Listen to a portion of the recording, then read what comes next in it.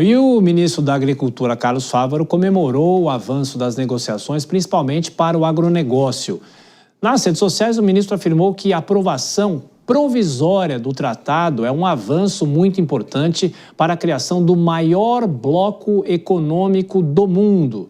Segundo ele, o aval permite que o Brasil celebre um momento histórico já na próxima semana. Ele afirmou ainda que a presença do país e a força diplomática do presidente Lula foram determinantes para o avanço das negociações. Ele, inclusive, fez essa postagem nas redes sociais, nós temos aqui para acompanhar, nós estamos na tela, essa postagem que o ministro fez, a presença do Brasil e a força da diplomacia do presidente Lula, tudo isso foi fundamental para isso e com relação à agropecuária é muito relevante nas oportunidades para o Mercosul com a ampliação dos nossos negócios. Ele prossegue destacando o seguinte, uma ilustração aqui para você que nos acompanha. As salvaguardas são ações recíprocas que podem ser debatidas conjuntamente durante os processos de negociação. O nosso foco, segundo o ministro, é na ampliação das oportunidades,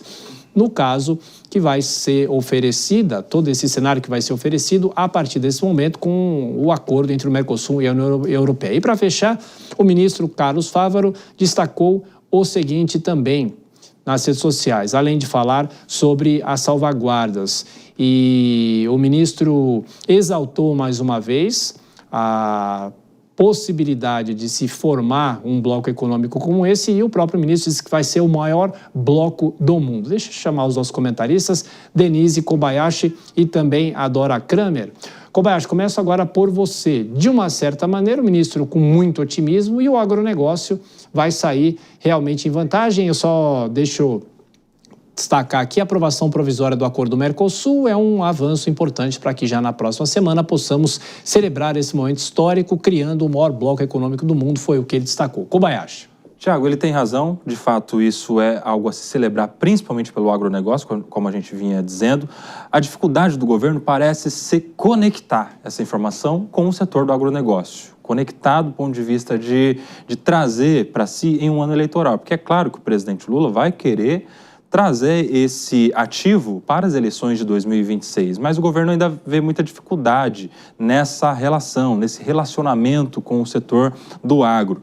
Mesmo tendo somado a isso, aplicado o maior plano safra da história, um financiamento à disposição do agronegócio gigantesco, como não se via, como nunca havia se visto, e agora com esse acordo que pode mudar os rumos do agronegócio brasileiro. Isso pode, de fato, alavancar ainda mais a situação do agro. Mas há um desafio gigantesco ainda, que é de se conectar. Não sei se é um problema de comunicação, não é se é um problema histórico até pelo relacionamento do governo com o MST, que é inimigo frontal do setor no Brasil, enfim, ou com a situação recente das terras indígenas, há um desafio que ainda precisa ser vencido pelo governo. Pois é, Denise, esse ponto que o Kobayashi traz é interessante, né? Como conseguir fazer com que a população entenda os efeitos de um acordo como esse, né? Porque você fala Mercosul, União Europeia, muita gente ou não sabe, ou não lembra, não é? Para a população, de modo geral, acho mais difícil, Tiago, você passar esse entendimento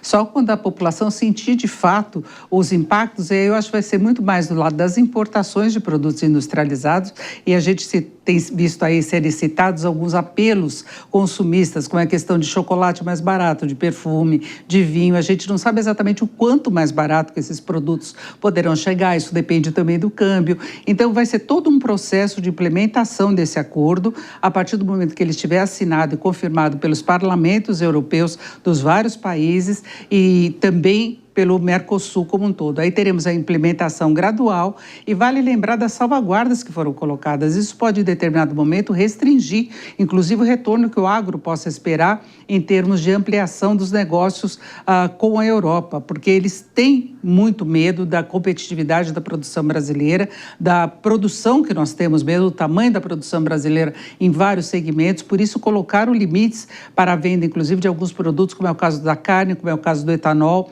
de outros produtos que já têm uma força no mercado internacional muito grande. Então, eles deram uma segurada e usam também a argumentação ambiental. esse é um ponto político, na verdade, que foi colocado, que é uma proteção adicional. Eles podem argumentar que o Mercosul não estaria cumprindo determinadas regras ambientais, a questão de desmatamento. Recentemente, nós tivemos, por parte da França, restrições à compra de frutas do Mercosul pelo uso de agrotóxicos que não seriam autorizados pela Europa. Então, esse pode ser um instrumento a ser usado para limitar o impacto desse acordo na prática. Então, eu acho que o agro sabe o quanto que pode ganhar com isso, nas negociações diretas com a Europa, vai sentir os efeitos e o quanto que o governo pode trabalhar para que tudo isso dê muito certo.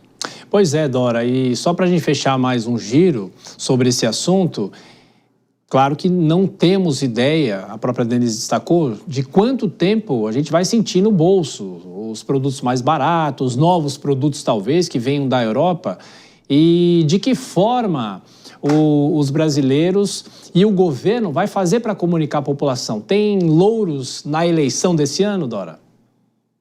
Eu acho que não, porque eu vi já essa pergunta sendo respondida ao longo do dia por algumas autoridades do governo brasileiro e também gente do setor, né, do setor de negócios, de um modo geral, não apenas do agro, projetando que se correr tudo nos conformes, nos parlamentos europeus, nos parlamentos aqui da América do Sul, a implementação, e se a implementação ocorrer ainda neste ano, ou melhor, ainda nesse semestre, os primeiros efeitos, porque a redução dessas tarifas, ela vai ser escalonada. Não é assim que as pessoas acham, bom, hoje o queijo custa X, amanhã ele vai custar menos Y. Não é assim. As tarifas são escalonadas. Então, eu vi esse pessoal fazendo uma projeção de que os primeiros efeitos, e ainda tênues,